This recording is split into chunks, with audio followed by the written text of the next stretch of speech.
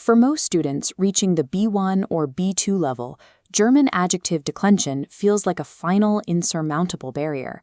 It is the point where simple communication stalls, and the grammar begins to feel like an obstacle. Traditional teaching methods rely on this, a 48-slot grid of cases and genders, overflowing with a scatter of E's, S's, M's, and N's. Relying on this grid during a conversation is a recipe for hesitation.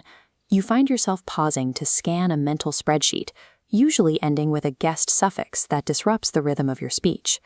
The textbook approach hides a system of conservation. These suffixes adjust based on which word in the phrase already identifies the gender and case of the noun.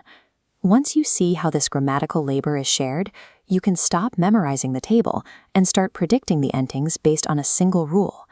In a German sentence, the listener cannot identify the role of a noun without knowing its gender and case. This creates a functional requirement. At least one word in the phrase must provide these two details. We will call this the signal burden. When you use a definite article, like der, die, or das, the article identifies the gender and case explicitly. It carries the signal burden on its own. Since the article has already clarified the grammar, the adjective is relieved of the workload. It becomes lazy, defaulting to a weak generic ending like a or n.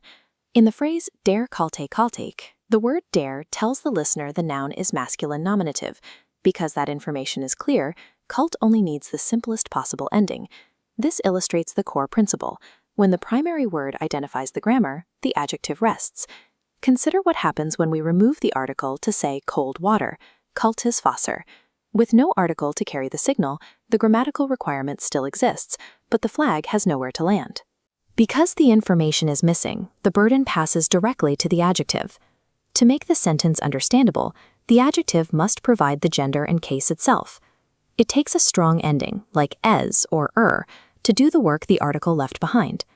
This becomes more complex with indefinite articles like ein or mein, which only identify the gender and case in certain situations. We can navigate this by using a simple mental flowchart. It starts with one question. Does the article identify the gender and case? If the article identifies the grammar, the adjective stays lazy. If the article remains unclear, the adjective carries the burden and takes a strong ending. The adjective's ending provides the specific data the article lacks. It is a reactive change based on the information already present in the sentence. Returning to that 48-slot table, we can see it in a different light. By applying the signal burden logic, the majority of this grid is revealed as redundant information. Most endings are just the lazy response to a clear article. Instead of memorizing a spreadsheet, you are now reacting to the sentence structure. You are checking for the signal and letting the adjective respond accordingly. The grammar functions through this balance. Every ending responds to its environment, providing exactly the information needed for the sentence to remain clear.